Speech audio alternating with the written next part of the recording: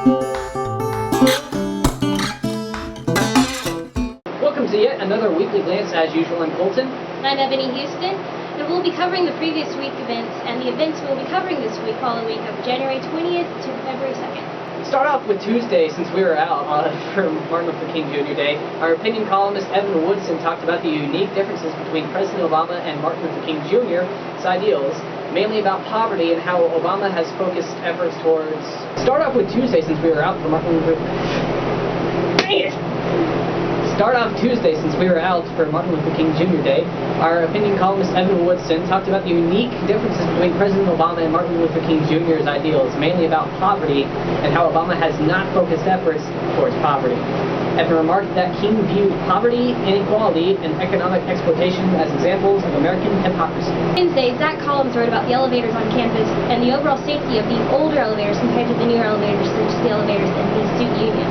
Shannon Bowman, an associate director of residential life, was happy to say in an interview recently that all traditional dorms, Parker, Wentz, and Kurt Drummond, will be having upgrades done on their elevators. Thursday, Micah Parnell wrote a story about the open mic night event hosted by the Student Union's Activities Board last Wednesday. Link to the video we have of the event is right here in this corner. Micah wrote that the events mainly saw country genres played, but there was also several other styles of music, such as folk, blues, and there was also another special that was a mashup of Lumineers' Oh Hey and CeeLo Green's Forget You. The mashup was played by one artist who called himself Feline Valentine.